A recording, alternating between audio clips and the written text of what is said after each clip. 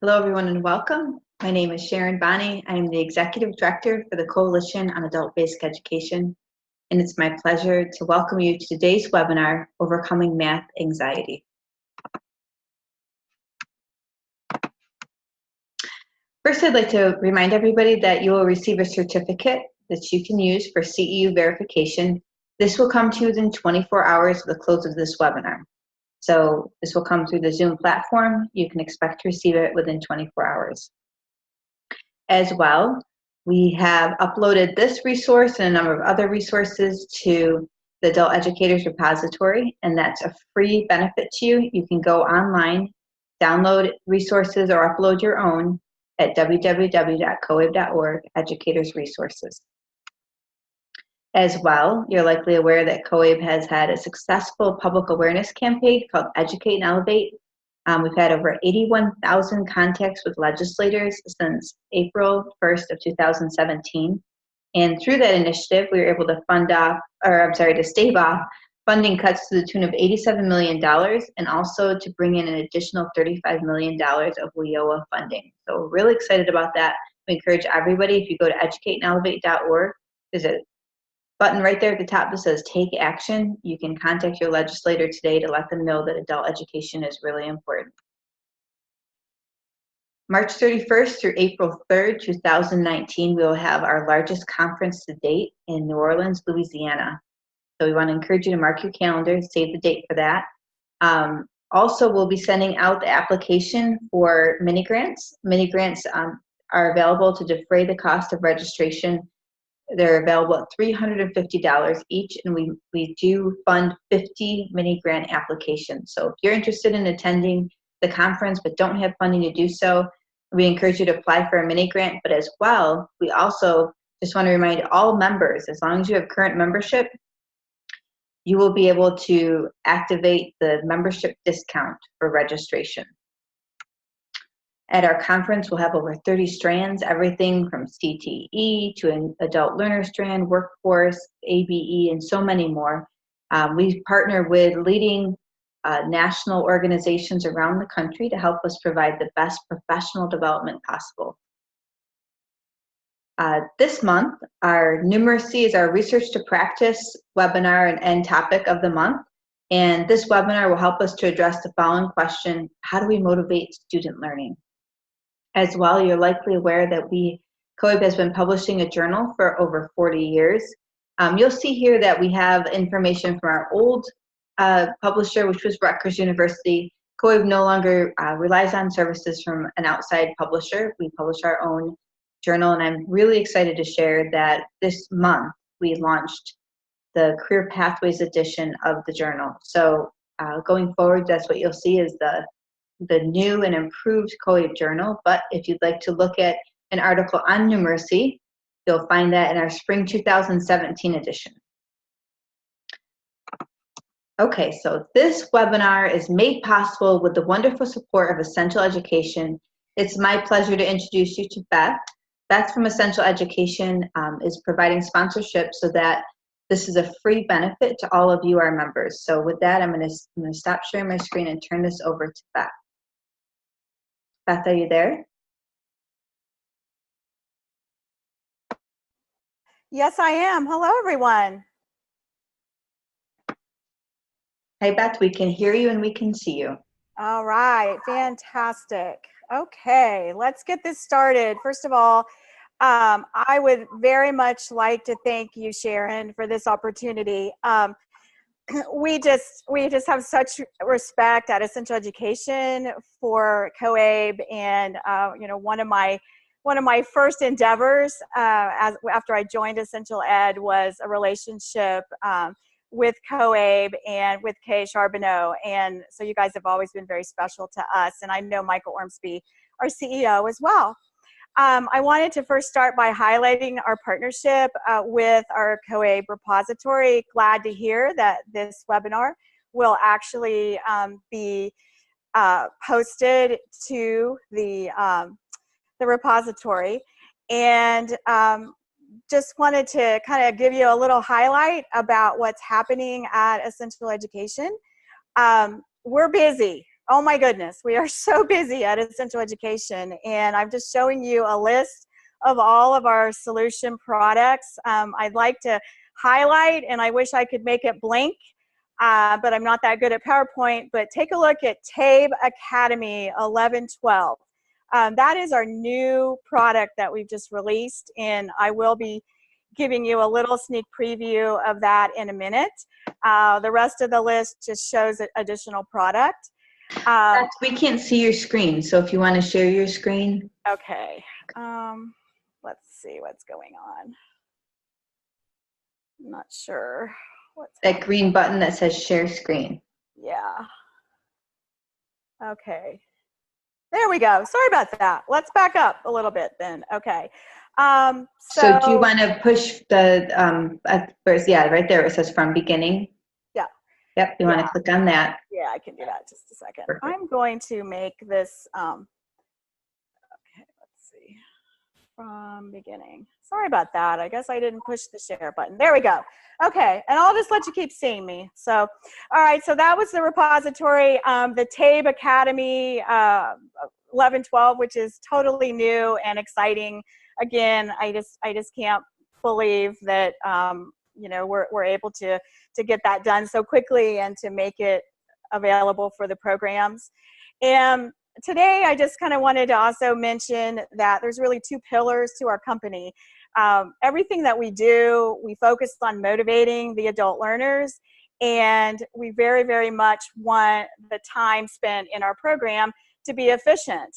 And we're lined up with all of the major high school equivalency tests, and our practice tests are very focused in being able to diagnose strengths and weaknesses and putting students actually in the content quickly, moving quickly to you know, to have success.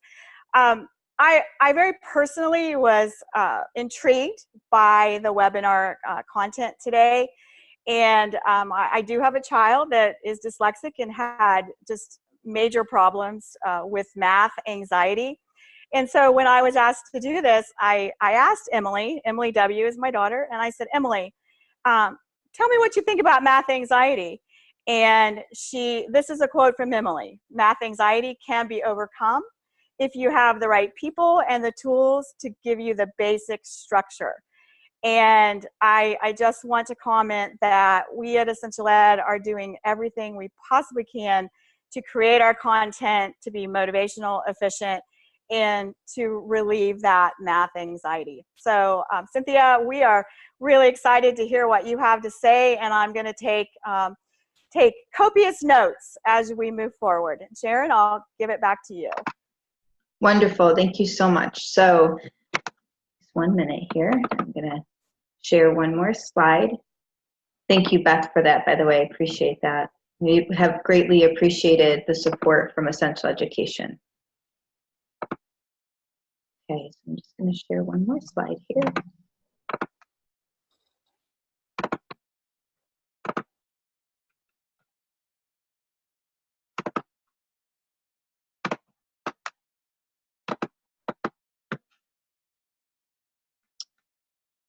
Okay, so it's my pleasure now to introduce you to Cynthia Bell. Cynthia is a numeracy and use specialist at the Literacy Assistance Center.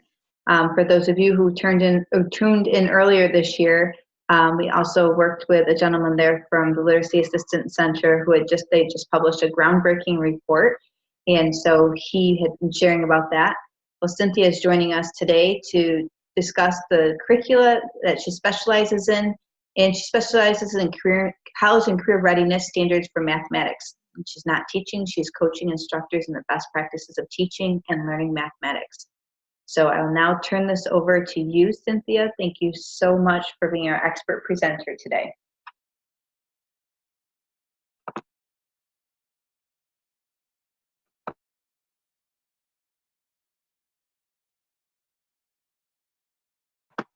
Cynthia, there you are. Try again. I accidentally hit the start button instead of the mic button.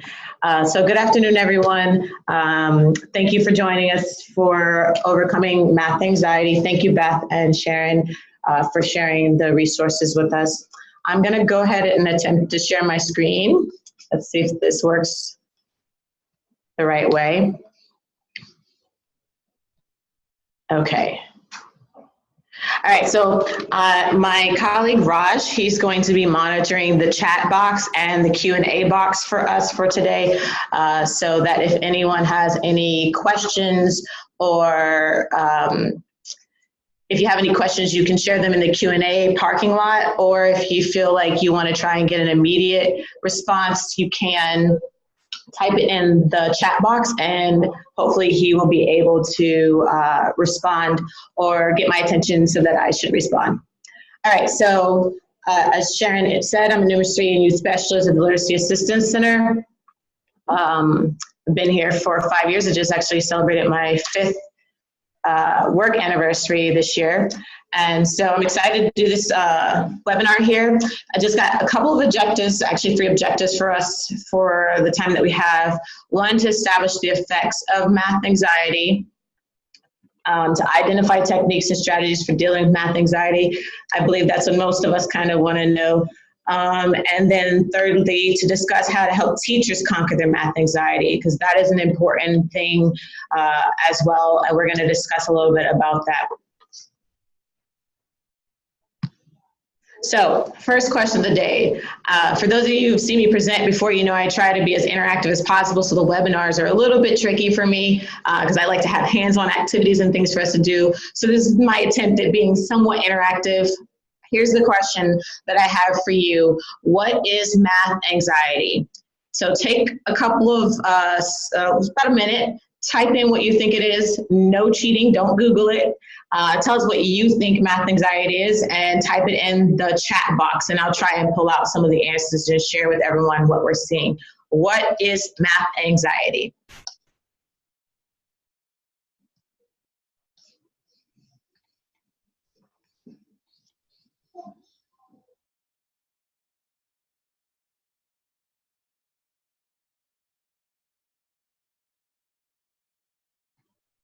All right, I'm seeing the word fear a lot. It's going up, the chat box is going up too quickly, but I'm definitely seeing fear and frustration, words like panic, nervous, anxiety, low confidence, being unsure of math skills, Xanax, that one's funny, to dwell on the fear of being put in a situation of doing math. I like that one. We're going to talk about that actually, situational awareness a little bit. Someone's actually listing like the physical responses. It's almost as if they've seen my presentation because we're going to talk about physical responses. Panic of math because you're not comfortable with your ability. Okay, so seeing a lot of like themes here: fear, panic, nervousness, can't do it, feeling stupid. Okay, so we're talking about how we're feeling a lot. Okay, so these are really good starting place to like jog where it is that you're already thinking about it when it comes to math anxiety. Normally when I give this actual training in person, I actually give different activities for the participants to kind of engage them in math anxiety because it's important for all of us to know that everyone at some point can feel some form of math anxiety. So it's not always like, I feel like I want to die kind of situation, right? I'm a math specialist, math teacher, and there are lots of points when I feel math anxiety. And I feel pretty confident in my abilities as a mathematician, but there are lots of points when I feel math anxiety. So I'm gonna just go ahead and give you what the definition of math anxiety is to make sure we're all on the same page. It's a feeling of tension, apprehension, or fear that interferes with math performance. And that's the part that I like to focus on the most, the interference with my performance. And a lot of the research, I've done a lot of study on research that's out there, and what I found that is one of the most agreed upon facts is that high achievers can actually suffer from math anxiety the most. So a lot of times we're always thinking about our learners, who, you know, the ones who come in and say, I'm not good at math, and you can see that they're struggling, but we also have to remember the high achievers. The high achievers are actually the ones that tend to suffer with math anxiety the most, according to the research, which when I first found that out, I was like, I felt like that was so illuminating because that's how I feel. There are lots of times when I am incredibly fearful and apprehensive about my ability to perform. And it tends to happen when I'm doing trainings or if I'm doing a session at COABE and I'll ask, what's 7 times 5 to the people in the room? And I'm just like, oh my God, what is 7 times 5? I am now in math anxiety because it is interfering with my ability to perform mathematically. So just something to keep that in mind, that as we talk, that this is what we're talking about, is a fear or tension, apprehension that interferes with our ability to do math. Okay, so someone pointed out that there are some physical responses, and that's what I want to make sure that we're all aware of them, because this is actually one of the first strategies. Knowledge is power. So making a student aware of what is physically and biologically happening to them is one of the first strategies for dealing with that anxiety.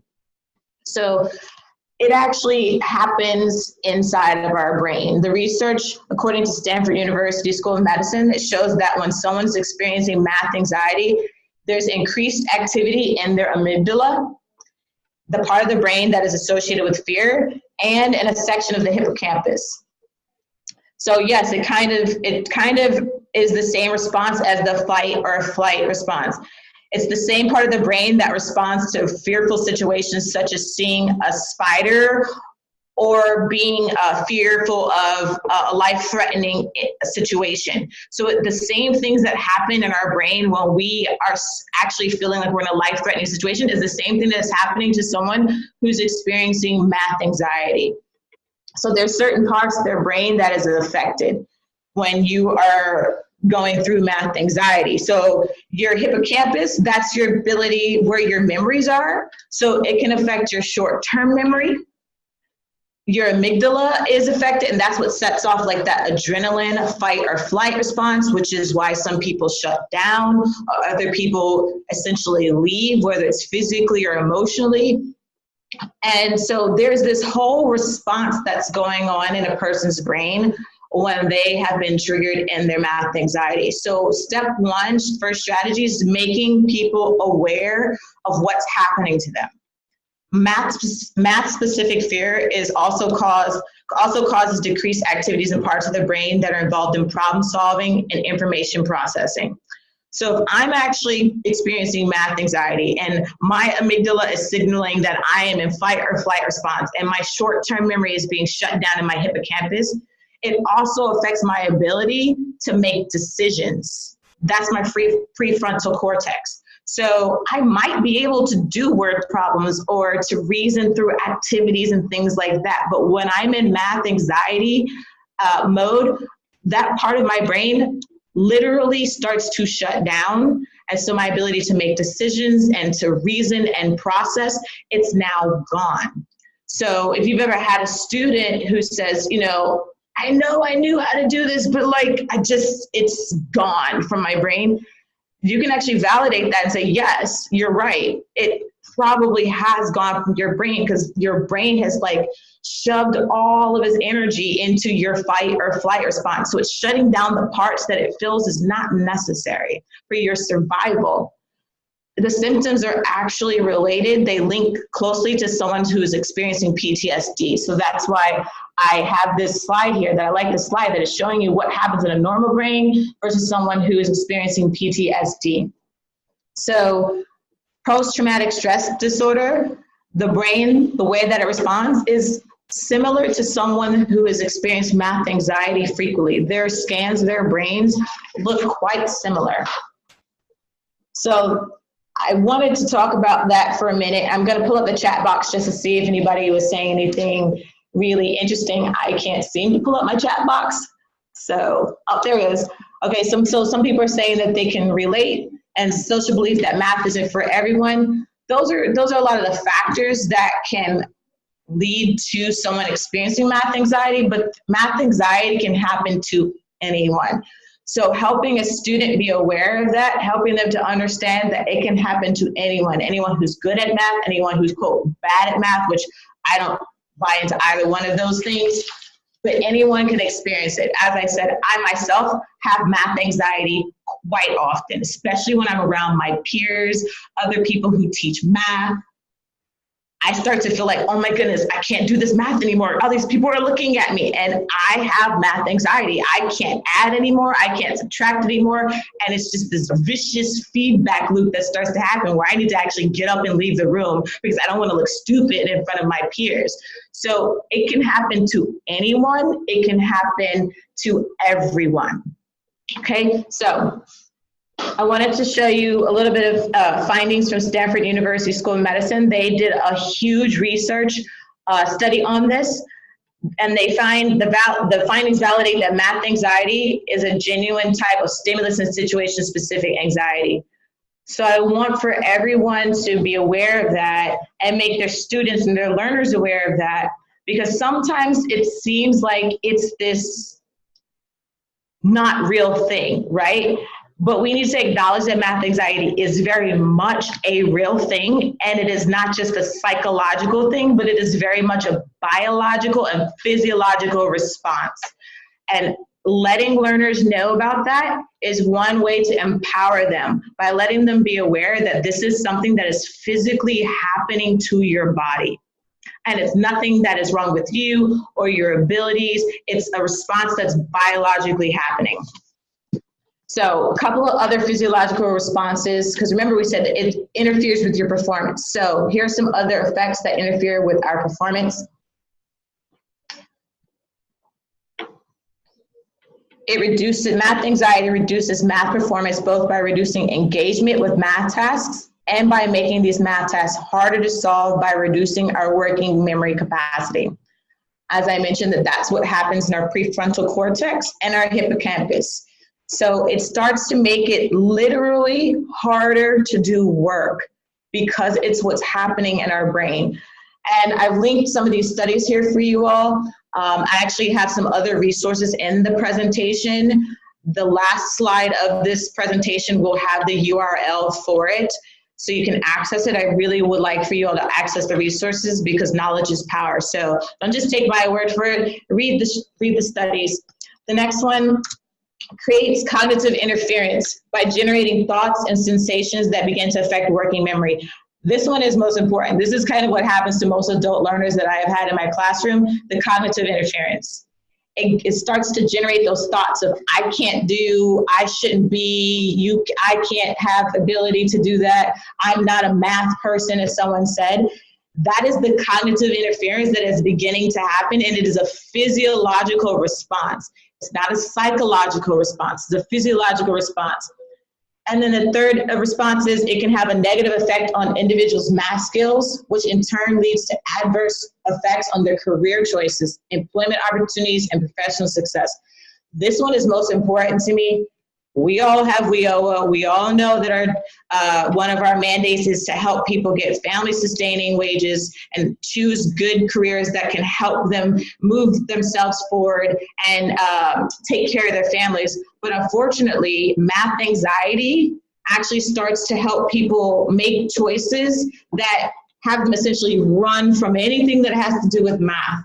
And therefore, then it affects their career choices and employment opportunities, because they're not aware of what is actually happening to them. So this one is most important to me, that it can have a negative effect on someone's career choices and then how they're able to take care of and support their family. So it's important to make students aware of these. So I have a question for you all. Has anyone ever experienced these effects before? Okay, so I'm not necessarily talking about your students. We know we have lots of students, but has anyone experienced these effects before? Because as I mentioned, everyone probably has experienced it before, but maybe we're just thinking about it as far as like, I get the shakes, or I can't do math anymore, or I hate math. But math anxiety happens in many different forms. It's apprehension, tension that affects your ability to perform. So even if you hesitate on what's 3 times 3 because someone was looking at you, that's math anxiety. So I'm going to check the chat box to see what people are sharing. Has this experience happened to you before? Everyone is saying yes. I can't pull up my chat, but my colleague is saying, most people are saying yes. Okay, so it's good to be aware ourselves, so that way we are able to help others. Oh, someone asked, does math anxiety increase when combined with test anxiety? I'm going to say no, because a lot of the physiological responses for test anxiety are very similar to math anxiety. So it's not like your amygdala is going to be hyperactive ×2. So the math anxiety and test anxiety, a lot of the physiological responses are the same. That was a good question though. Okay, so I wanted to just show what the feedback loop looks like for the math anxiety process. There are some different, thoughts at school as to like the chicken or the egg, which one comes first? Is it the negative experiences that triggers the math anxiety, or is the math anxiety triggers the negative experiences? I feel like it doesn't matter which one comes first. Either way, you get caught up in this kind of feedback response loop. So you have previous experiences. Remember, it's the same as post-traumatic stress. Previous experiences, which then leads to that negative self-talk, which, as we said, is a physiological response, generating these thoughts, which then leads to that anxiety. That's when that amygdala starts surging all of that fight or flight response.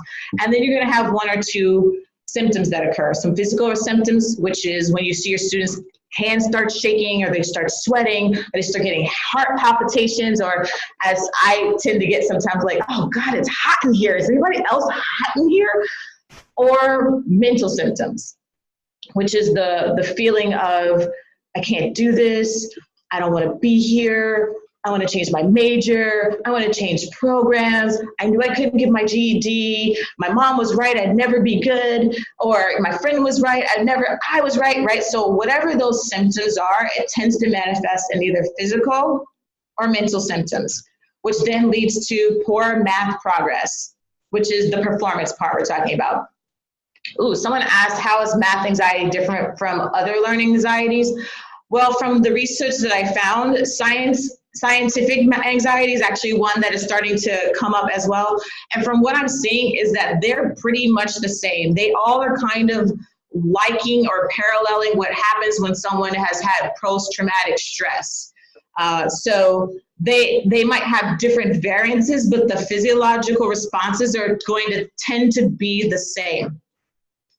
So last thing about the effects here is the thought process, the belief, which is where a lot of our students and our learners may be, which may be where some of us are, which is that we believe that I'm not a math person, or that our students believe that I'm not a math person.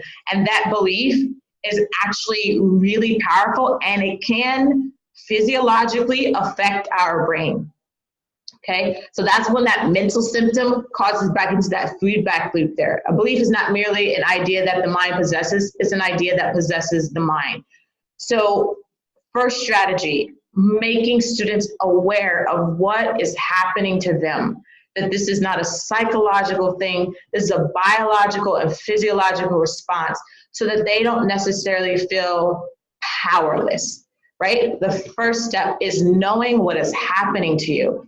And I know that this works because I've seen it in my children that I've actually spoken to about it. I have a 9-year-old and a 7-year-old, and I've spoken to them about what is happening to their brain. And I've actually seen them start to shut down. And then my first response is, okay, remember, this is what's happening inside your head. And that's why you're having trouble thinking. It's not your fault. It's your mind, your brain is shutting down. So then we start working on strategies for helping the amygdala and the fight or flight response to stop. So that's where we're going to go into our next couple of things. Also for my teachers, I spend a lot of time working with teachers in professional development and coaching. And one of the things I hear the most is, I'm not a math teacher. However, I have to teach math. So if that's you, right? You have to be aware of your cognition and your beliefs about yourself as well, because those can trigger that physiological response, okay? I'm seeing that people are saying they're agreeing. It happens to teachers, so we have to be aware of that too. I just wanted to teach reading and writing, but I was told I have to teach math too. That cognition and that belief can start to actually cause you to go into the math anxiety feedback loop. As we're going to talk about when we get to our teachers, that math anxiety is transferable. You can pass it on to your learners. Okay, so moving on.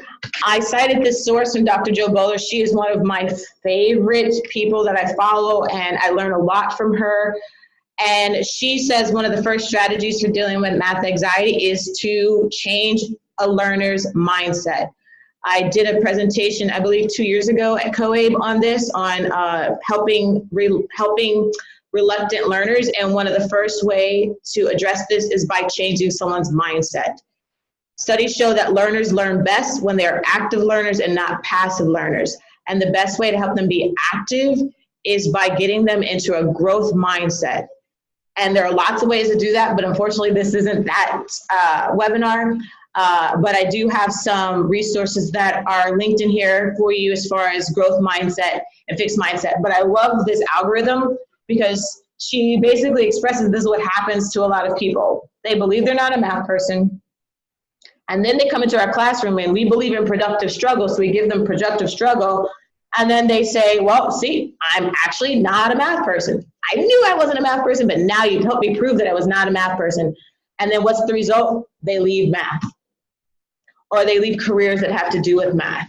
Or they never make choices to take classes that will challenge them. And it is a vicious cycle. And as she says, it's the damage of fixed ability thinking. So our second strategy for dealing with math anxiety is by helping change a learner's mindset. Okay, I'll make sure I have time for questions in the parking lot there. So I like this image here. This is one of the resources that is a hyperlink. If we help learners understand how having a growth mindset can help them deal with math anxiety, it will help them understand that mistakes are valid and important. Validating mistakes is one of the best ways to help someone move from a fixed mindset to a growth mindset. So the student who is already in that feedback loop and they're terrified to tell you or a partner what their answer is because they're scared it's wrong, that's when you got to step in and talk about how important their mistakes are and that their mistakes help their brain to grow. And that the more that their brain is growing, that's neuroplasticity, that makes it easier for them to learn. So talking to them about the value of mistakes is one of the ways to help increase growth mindset. Another one is by not focusing on performance. That's a big one, especially in a lot of modern day math classes, whether it's K through 12 or adult education. Focusing on performance hinders growth. Math needs to be taught for learning, not for performance. When we teach reading, when we teach writing, when we teach social studies, that's not performance. We ask people what they think. We ask them to compare and contrast. We ask them to connect to their lives. And then all of a sudden math is, well, what's the right answer? That's when math turns into a performance subject and not a subject for learning. And when we do that, it helps to reinforce a fixed mindset. So if you want to help a learner move to a growth mindset, teach math not for performance, but for learning. So that's our second strategy for dealing with math anxiety, help change a learner's mindset. Third strategy, promote ideas of mathematical freedom. I love this one. Mathematical freedom, especially as a teacher, as a learner, a lot of us don't feel very free, right? I have to teach this. They have to know percents. They have to be able to solve linear equations. Learners feel I have to be able to know my times tables, right? But when we don't teach math with freedom, it promotes feelings of loss of control and can shut down our brain. And that sends us right into that math anxiety loop. So if you already have students who know they deal with math anxiety, the best way to help them not get in that loop is to teach math freedom. So I have a video here, hopefully it's gonna work, just to show you kind of what happens when we don't have mathematical freedom and our brain starts to shut down. Hopefully this works, fingers crossed.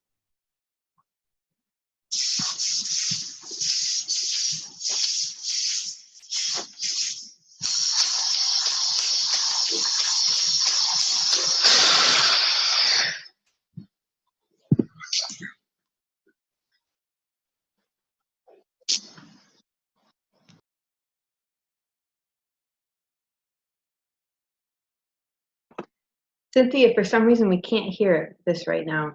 I heard it when you and I were doing the practice session, but if you'd like, you can just go forward with it. And there we go. How's that? Yep.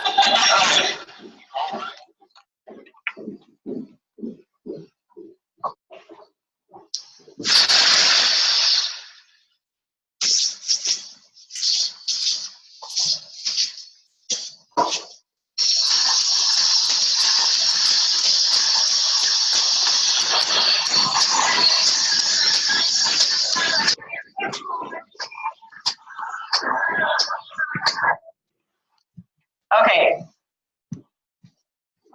So, feelings of loss of control can shut down the brain, right? Pretty much anytime I play this, you get the responses of, well, why didn't they just walk up?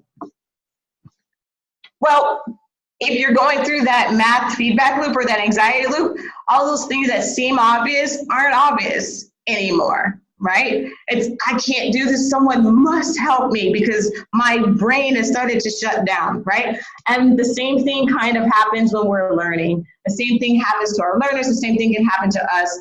It's not necessarily our fault, it's what happens. So the best way to stop that from happening is by teaching math that is free so that we don't have feelings of loss of control. And the last statement I want to have about that is, and I highlighted it in my notes and I bolded it, try to refrain from tying self-esteem to success with math. This is a huge one. When we tie our learners' self-esteem to how successful they are with math, that is not a good way to promote mathematical freedom, because then people who feel like they're not good at math, their self-esteem starts to get lower, and it is a vicious feedback loop. And remember, we said at the beginning that the high achievers are actually the ones that tend to suffer from it the most. Here's why. You're the straight A student. You're the student in the class that everyone knows is smart or good at math. Now you're not willing to try things that challenge you. Now you're not willing to struggle. Why? Because you don't want to look like you don't know. You don't want to look like you're not the smart person anymore. So now you refrain to try anything that will actually help your brain to grow.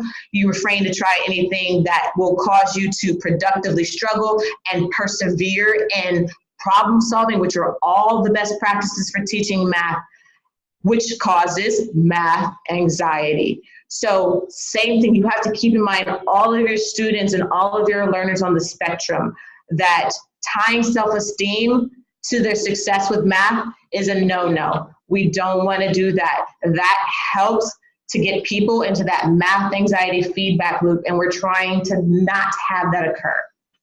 So our last idea for this before I move into the teachers is encourage student authorship of processes and ideas. And a good way to do that is to have math talks and write about math and have students come up with their own answers. I'm actually doing a training in New York here this fall called Multiple Solution Tasks equals Mathematical Freedom. And what that means is when you give students multiple solution tasks, it will encourage their authorship. And what do I mean by multiple solution tasks? I mean tasks that have more than one correct answer. Not to be confused with multiple solution pathways, which are tasks that have one correct answer, but you can get to that answer many different ways. I'm talking about multiple solution tasks, which are tasks that are given that have more than one correct solution, When you give tasks like that, it opens it up, it promotes authorship and process of ideas. So now I get to acknowledge the fact that my answer does mathematically make sense, and then I get to look at your answers and your thought and your thinking and say, that mathematically makes sense too. So now we both have authorship and our ideas are both validated. So multiple solution tasks is a great way to encourage student authorship and processes of ideas. Number talks is another one because it's very open-ended in the sense of my ideas matter, and it's not what is correct or what's incorrect, but it's the sharing of the ideas and the thinking. So encourage student authorship and processes of ideas is another way to not trigger the math anxiety feedback loop. Because now I don't have to worry about performance. All that really matters is what I think. So now I don't feel scared. That someone asked, what is an example of a multiple solution task? That's actually a good question. The next slide in this presentation that I normally do when I have 3 hours is actually an example, and I take all of our participants through that example. But due to time, I had to take that out. If you Google it, there are lots of examples out there. Some people call them MSTs, but it's just short for multiple solution tasks. They tend to be questions where there is more than one correct answer or more than one correct solution. In fact, when I find tasks that have 3, 4, 5, 6 different solutions, those are the ones that I love the most. Because now it's like, let's find how many that we can get. Someone asked, how do I prepare for standardized testing with one answer? By teaching math that's freedom, by teaching math that's open, because they're going to be able to think and they're going to be able to reason their way to the correct answer because they've been learning math in a free and open process in your classroom, so thereby lessening their mathematical anxiety. So let's talk about our last one. Positive learning environment. This is a hyperlink too. Okay, so I've been getting some questions. Raj has been showing me some questions about people asking about links. As I mentioned at the beginning, and I will reiterate at the end, there are a lot of hyperlinks in this presentation, so you definitely want to access the presentation. The last slide will have the link, the URL that leads to this presentation. The last slide even has which slides are hyperlinks, just so you don't forget. So you might want to write those down when we get there, okay? Last way, create a positive learning environment. And this is actually a hyperlink to a document by Dr. Joe Bowler about how to do that by establishing positive norms in the classroom, such as validating mistakes, such as open and free math discussions.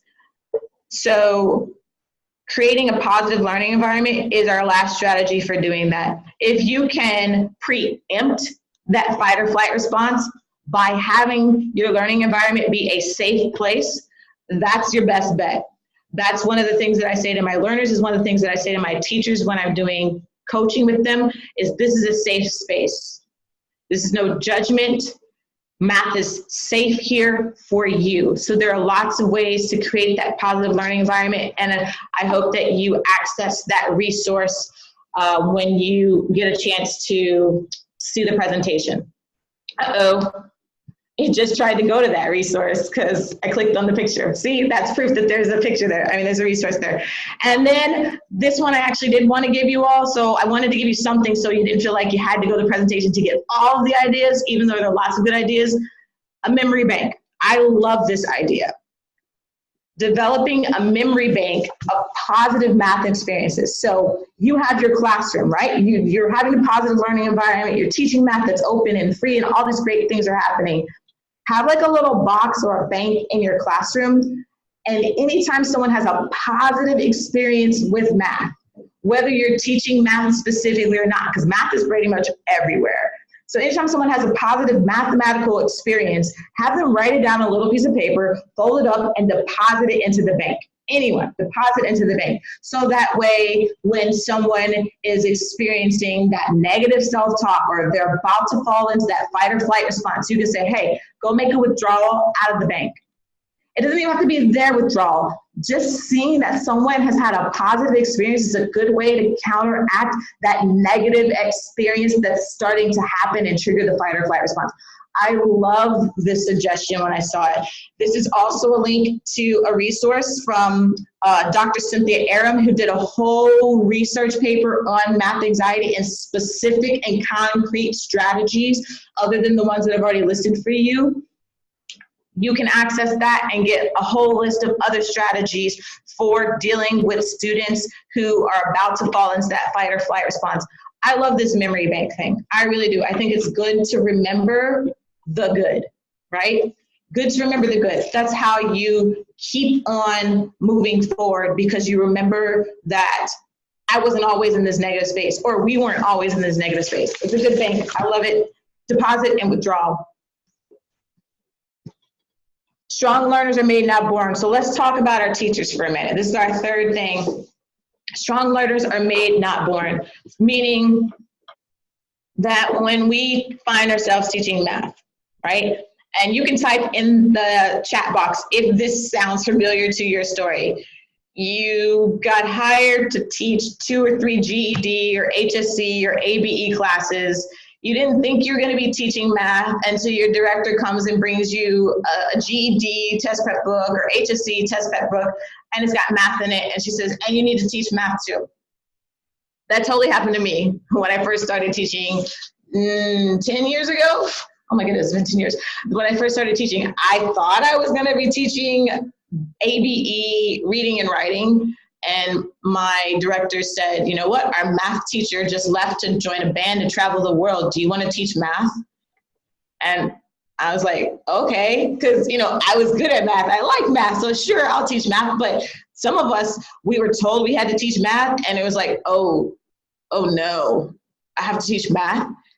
Surprisingly, relatably, this happens to a lot of elementary teachers as well. This is one of the reasons why students grow up with math anxiety. One of the main reasons that people are elementary teachers is because they don't want to deal with math. And then they become elementary teachers and find out that they have to teach math. Sounds a lot like adult education, right? I love teaching, I love reading and writing, but I have to teach math too. And that sometimes is enough to trigger our math anxiety.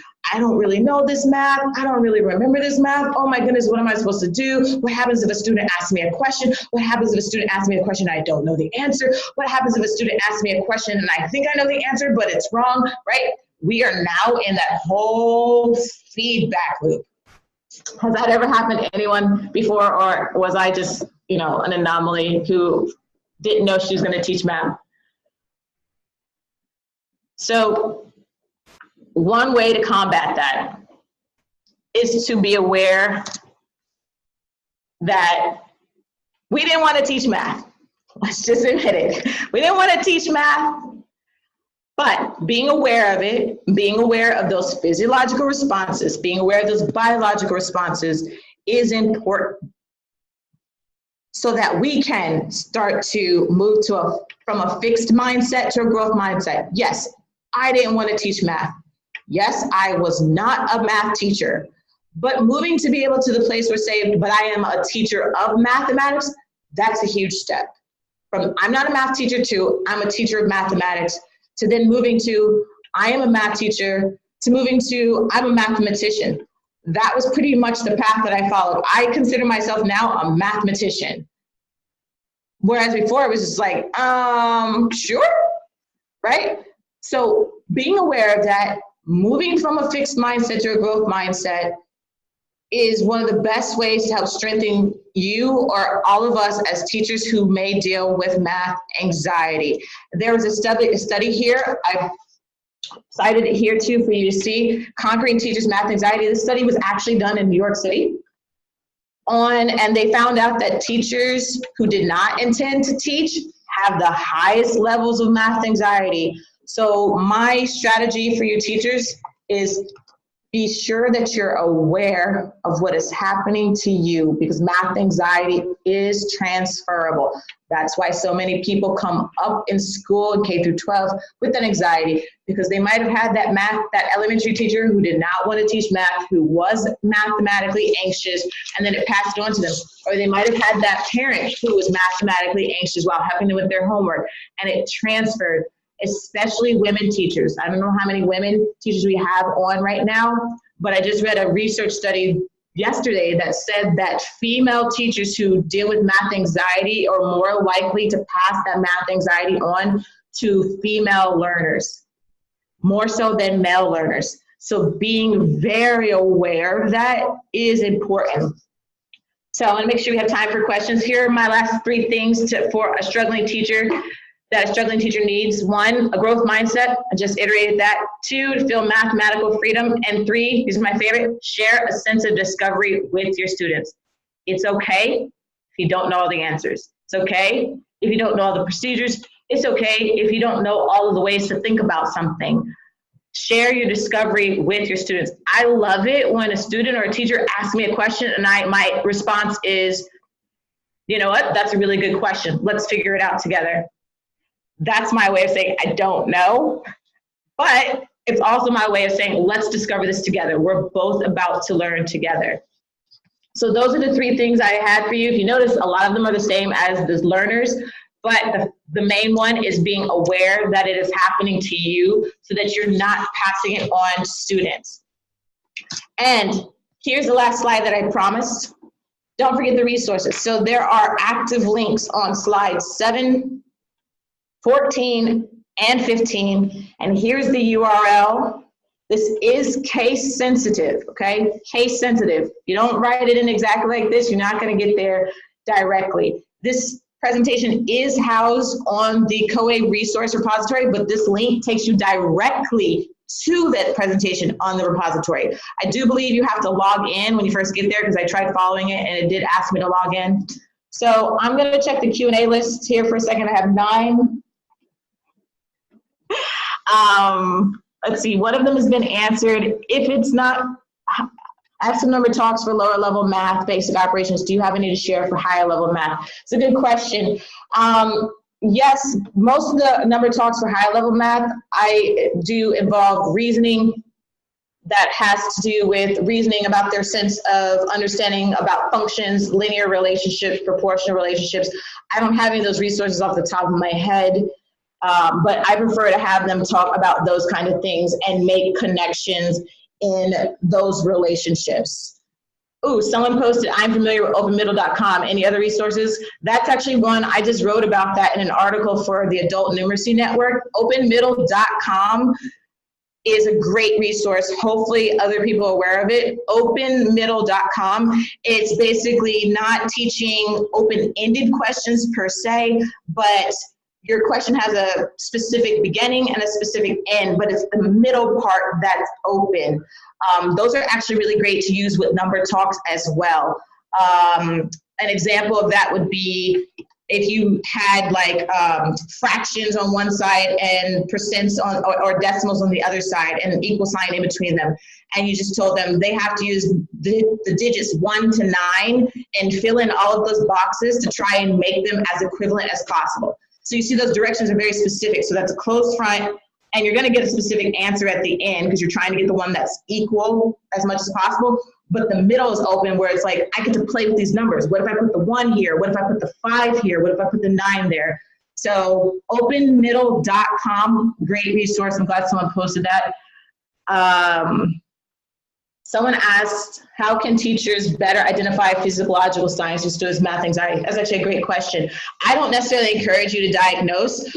My answer to that would be just have a conversation, even maybe part of your lesson that is a session where we talk about these things just like we spoke about them, so that students can be aware of them, so they can start to self-diagnose themselves. I wouldn't encourage you to diagnose someone to say that they're having math anxiety, but being aware of it is important, so that if you think you see it starting to happen, but more than likely those are just physical symptoms, you can start to do the strategies to help them come out of that fight or flight response. I don't have time for any more questions. It's 2:55. I'm sorry. Thank you for asking all the questions. I see that people are posting things in the chat box, and they look like they're really good conversations. Hopefully I'll get the chance to go back and look at them. I have to do the last slide if you give me a chance. There you go. That's my email. So if you have any questions and you're just like, I really wanted my question answered, you can email me. I will respond back to you because that's my job. And I love talking to teachers about math. That is my passion. So if you email me, I will answer you back. Okay, that's my email address right there. Thank you, Sharon. Thank you, Beth. And thank you, everyone, for attending. I'm going to turn it back over to Sharon. That's right? Perfect. So thank you so much, Cynthia. You did a fantastic job. We appreciate your expert presentation here. And I would just like to give Beth Williams, who is our sponsor with Essential Education, the opportunity to say some parting words for us. So, Beth.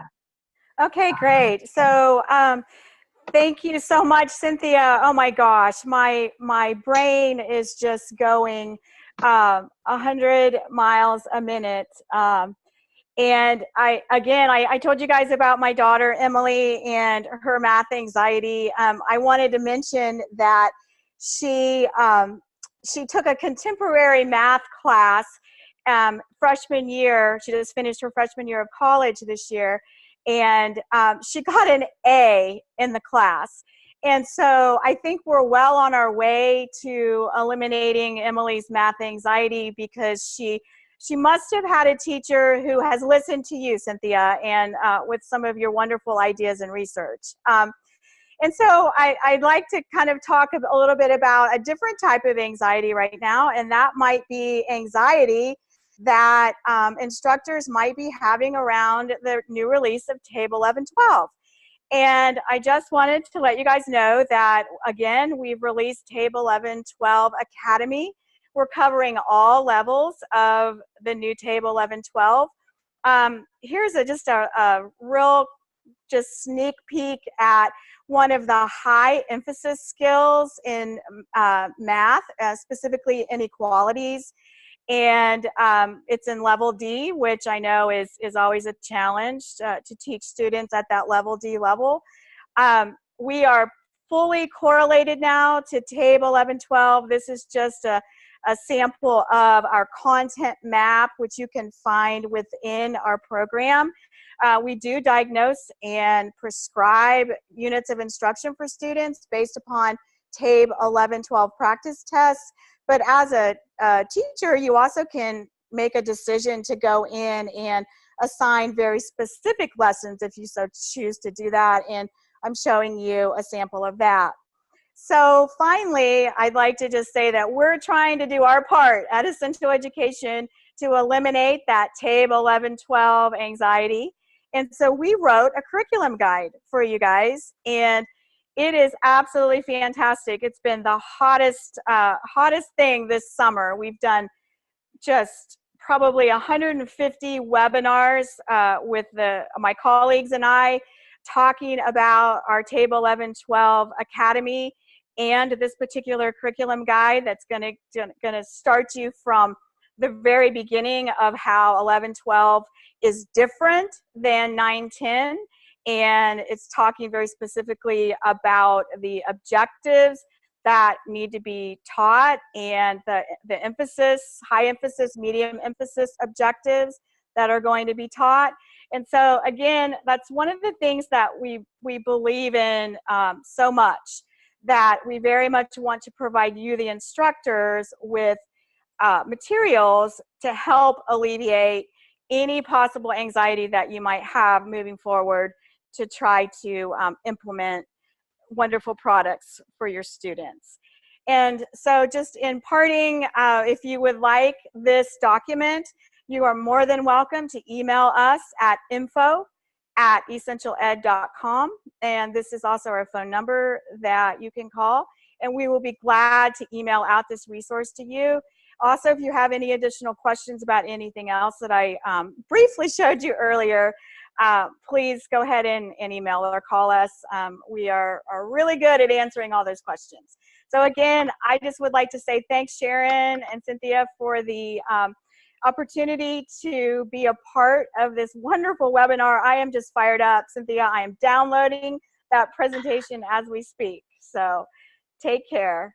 Thank you so much, Beth. And we just want to thank all of our nearly 300 guests that participated.